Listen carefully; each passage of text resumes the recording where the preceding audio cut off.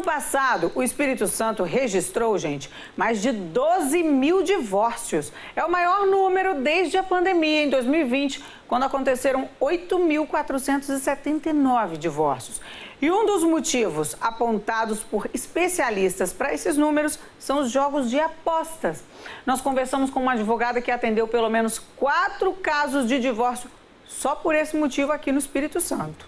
Recentemente, os últimos 2 anos, aqui no estado, eu vejo aumento significativo.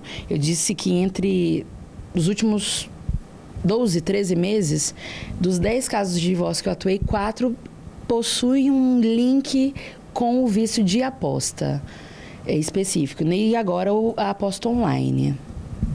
Cita alguns exemplos aí pra gente. Por exemplo, nós antes já tivemos casos da aposta de casas de jogos, casas físicas, de clientes perderem casas, carros para esses jogos, passarem noites em cassinos, comprometendo esse orçamento familiar. E agora com os jogos online, com as apostas online, as diversas formas que temos, isso também vem acontecendo porque o smartphone é algo acessível. O vício no smartphone também já é algo latente na sociedade, já era um problema porque você se afasta do seu companheiro e para ficar dedicado ao smartphone. E agora temos as bets e outros jogos online, que torna muito mais fácil você ficar atento ao celular e investindo o seu orçamento financeiro ali, familiar, principalmente o familiar, né, nos casos de casamento. Aqui no Espírito Santo, pelo menos nos casos que a gente vem acompanhando e observando, não é o motivo principal. Porém, ao entrevistar o cliente, ao entender o que motivou aquele divórcio, o que estava desgostoso naquele relacionamento, o parceiro ou a parceira passa a falar sobre o vício do smartphone, o vício dos jogos, mas a infidelidade financeira. Infidelidade financeira é um motivo padrão de divórcio, porque você está numa união, geralmente numa comunhão parcial de bens, por exemplo, e aí o orçamento familiar ele é dividido. Dentro de casa a gente se organiza, né? Para quem vai pagar a conta, quem vai fazer a compra do mês, e você tem aquele montante que vai fazer a divisão familiar. Então, quando algum valor ele é distribuído irregularmente, vai faltar em algum lugar. Casos que já tivemos, uma cliente, ela reclamou que o seu marido fez um cartão, contraiu uma dívida de cartão de crédito para investir em jogos online.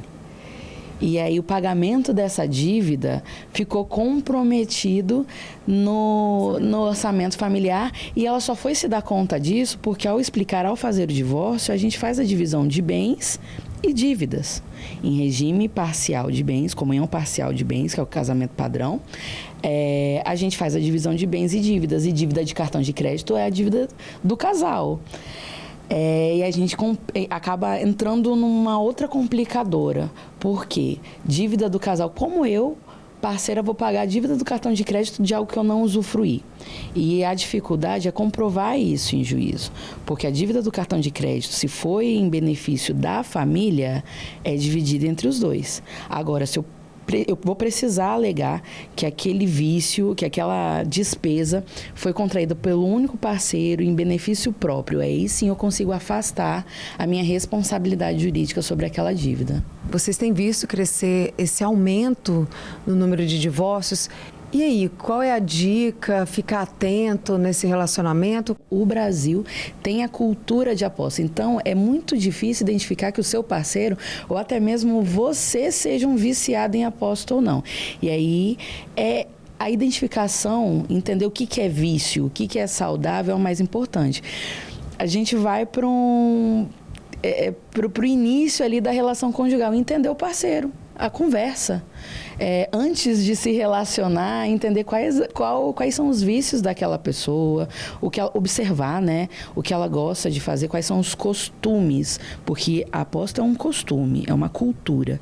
E a partir do momento que se atentar mais ao orçamento familiar. O Brasil também não tem o hábito de trabalhar orçamento familiar, não tem a cultura das finanças bem estabelecido dentro das relações familiares. Então, atentar para isso, passar a aprender sobre orçamento familiar, planejamento financeiro familiar, é muito importante, inclusive com o parceiro. Deixar essa conversa aberta, não é uma conversa difícil, né? Falar como quem vai pagar a conta, da onde vem o dinheiro, como vem o dinheiro, porque a gente precisa saber com quem a gente se relaciona. A partir também do momento que identifica que aquilo pode se tornar um vício e que possa comprometer e não perceber que já está comprometido, procurar uma ajuda, porque o vício é uma doença, né, que precisa ser tratada clinicamente. Você viu aí que a advogada disse que em alguns casos é preciso fazer tratamento para se libertar desse vício, né?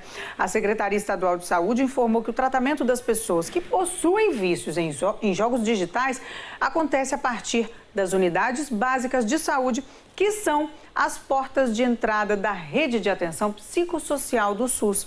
Aqui em Vitória tem o grupo Jogadores Anônimos, em Maruípe. As reuniões acontecem todas as segundas-feiras, às 7 horas da noite. O telefone para contato é o 999-78-6100.